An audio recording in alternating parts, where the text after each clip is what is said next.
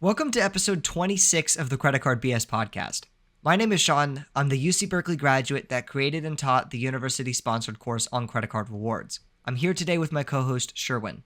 Hi everyone, I'm Sherwin. I'm a Stanford student who's really into the credit cards, points, miles, travel hobby. Got into this about a year and a half to 2 years ago. Since then, I've accumulated a bunch of points and gone on a lot of cool trips with my family. I'm super happy to join Sean today to talk about credit card rewards. Now, as you know, the name of this podcast is Credit Card BS, BNS being the initials Sean and I attend respectively, Berkeley and Stanford. But as normal, we've put aside our differences today to talk about credit card rewards and travel. So today's episode is rental car hacks. Yes, so we talk a lot about airlines and hotel programs, right? How to stay in the nicest places, how to get the best seats on the plane. But a very important part of your trip still, depending on where you're going, may be the rental car. If you're going to a more suburban type place, if you're not going to a big city, if you're going somewhere where you want to drive, you want to go see the nature, having a rental car is something you're going to have to do. And to be honest, this is a very kind of murky space. There's a lot of different rental car companies. There's a lot of different, types of fees they try to tack on there. And so there's ways we can optimize this to where we can make our experience renting cars become much better using credit card rewards, and where we can get better cars using less money and overall just have a better experience with less time. So the first thing we're going to talk about is CDW. So that's collision damage waiver. So when you rent a car from most of these companies, they will try to get you to buy their insurance, their collision damage waiver insurance. Basically, if you get in a car accident or if you damage the car a little bit, it's insurance to cover that so it doesn't hit you. But honestly, if you play the credit card game and if you have nice credit cards, you don't need to pay that. So, Sherwin, do you want to talk about the difference between primary versus secondary CDW? Because different credit cards, claim they offer rental car insurance, but you got to be careful because there's one type that's a lot better than the other. Yes, so you got to really pay attention to your credit card's terms on what auto rental collision damage waiver type they offer. So some cards will offer what's called secondary CDW. That means that you have to go through whatever other insurance first, and then whatever they don't pay, then the credit card covers it. But that's not really what we want. We want primary CDW. That is, the credit card will serve as the primary collision damage waiver insurance. Okay, so got to be really careful of that distinction. So couple cards that have primary include the Chase Sapphire Preferred, Chase Sapphire Reserve, the Capital One Venture X, the US Bank Altitude Reserve, and even the Built MasterCard all have primary CDW. If you just want something with a low annual fee, Sapphire Preferred is probably your best bet out of these. The Built card could be a good option if you don't even want an annual fee. And then there are other cards that have only secondary insurance, such as the American Express Platinum, which to this day I still find surprising considering how high end of a card it is. It actually does not have primary CDW. Citi also has dropped many of their travel protections, including CDW, from most of their travel cards. But I think the one exception right now is their new high-end AA card. That's like $500 or so. That one, I think they brought it back. But yes, make sure you have the primary CDW rather than the secondary CDW to make sure you don't run any issues later on if you end up having to use it. Sean, do you have any thoughts on these options? No, I think that's all very good advice. I will note on the Amex Platinum, you can purchase primary directly with American Express, like his own insurance. It's like $42 for I think it's a 30-day period or something like that for their premium, basically primary CDW. Now, of course, free CDW is going to be better than paying for it, but it is important to note because let's say you have an Amex Platinum and you don't have any of the other cards, that have primary CDW. It would likely be cheaper to get American Express's CDW than it would be with the rental car company directly, because the rental car companies pretty much rip you off. And the reason it's so important to have primary, as you said, is when secondary, it's if your insurance, you don't want your insurance to cover your normal car insurance, because then your rates may go up.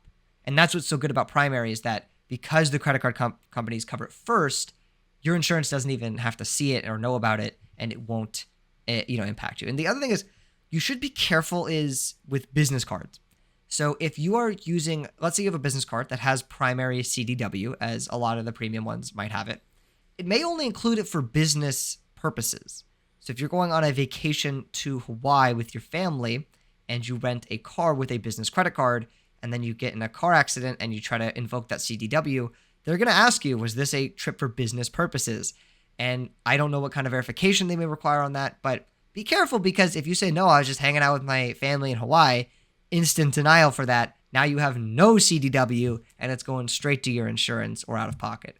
So if you're using a business card, read the terms, make sure you would be able to reasonably justify that it was for a business purpose, because otherwise you may be out of luck. In all cases, just use a personal card so you don't have to worry about it. Yeah, from what I've seen, they typically do ask you to provide proof that you were renting for business purposes as an element of your claim. So just assume that you'll need to prove it if you're going to do it. Okay, is there anything else for CDW? Should we move on to next hack? I think that's really it for CDW. Yeah, let's move on to corporate discounts. So you know more about this than I do. And I personally haven't ventured too much into the world of corporate discounts, but they seem to be pretty lucrative. Right. I think the only generalized thing I can say is definitely check if you work for like a company that has different types of benefits, including travel benefits. Check if they have coupon codes or discount codes for these various rental companies. You might be surprised how much money you can save. I personally have saved a lot of money using codes at places I've worked at. And also do assume that they will check for verification when you rent the car. So make sure you bring something to show that you're an employee of that company. They may not always check, but you're supposed to check. So definitely be prepared for that. But generally, these discounts can be pretty massive depending on what rates your company has negotiated.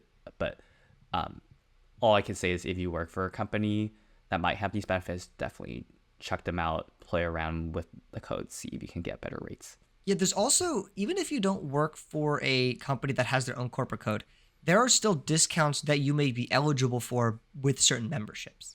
So for example, maybe an AARP membership, a AAA membership, they can have certain codes. So one I use is the AAA code. So because I have a AAA membership, I have a discount code for Hertz. And, the discount really isn't anything, but what's valuable about it to me is that I'm under 25 and all these rental car companies will charge me normally an additional fee because I'm a young driver. And it will be something I really don't want to pay. Like, it does add up to a pretty significant cost. But with the AAA code, I get to waive that fee. And so that's a huge benefit to me. If you have the MX Platinum, you also get a Hertz code. It's like, I think you get like 4 p.m. You get like an extra 4 hours of the car. So normally if it was like, you were going to pick it up at noon, you'd have to return it at noon to get, the full 1 day without being charged a second day. But like with the MX Platinum code, you get it, you could do it till, pick up at noon and return it at 4.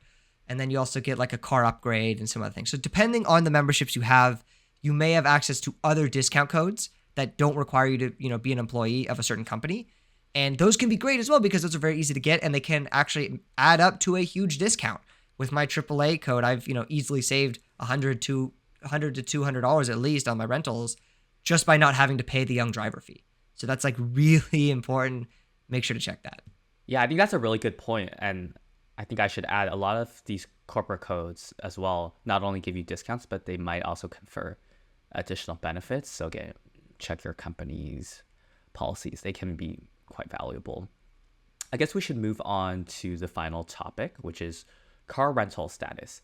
Now, I personally don't think car rental status is as glamorous or useful as like airline status or hotel status, which can confer a lot of valuable benefits, but still can be useful in some cases. And we're only going to focus on earning or obtaining status through credit cards rather than through like normal spend or loyalty to the company. So as a base, the Chase Sapphire Reserve and the US Bank Altitude Reserve come with National Emerald Club Executive status, as well as Avis Preferred Plus. Now, the two better cards for car rental status are the American Express Platinum and Venture X. Not only do they include those two statuses, National Emerald Club Executive and Avis Preferred Plus, but they also come with Hertz's top level status, if I remember correctly, which is President's Circle. So, Sean, what types of benefits can one expect from having status? I know they all slightly vary company to company, but generally, what kind of benefits might you get from having these statuses? Yes, it really does depend, one, on the company, as you said, but two, also the airport you're picking up from. So, for example, with Hertz President Circle, so this is the one I've used mainly because it's their top level public status. They have an invite only status that's technically higher, but their top level public status is Hertz President Circle. And what that really gives you is that at a lot of these airports, they will have a dedicated President Circle lot. So if you rent a mid-size car or higher tier, you will be able to just go to the President Circle lot. You can still get the car you rented if you want, but you can just go to the President Circle lot and pick out any car that's sitting in the lot. And that's great for a few reasons. One, I don't have to go to the counter and, wait for, an hour while the other people are in line and do all this paperwork. I literally just get in the car I want, take the keys, drive to the gate, hand them my license, I'm gone, right? So that's one thing that's really nice. But two is in these, specialty lots, you'll find nicer cars. So like maybe you just rented a standard midsize sedan, but then you go find this nice big leather seats SUV, or you find I saw a BMW and a Jaguar in the lot. And I didn't end up taking that one, an SUV, but that's another example of something that would have been, could have been really nice. I rented a very cheap car and I got a much nicer car. And so it really does depend on the program and the airports, because if you're going to like a smaller, more regional pickup location in like a small city or something, then they're not going to have this massive selection of cars, right? But if you're going to a airport that has a massive center for these things, then you're much more likely to have some really cool cars in their specialty lots.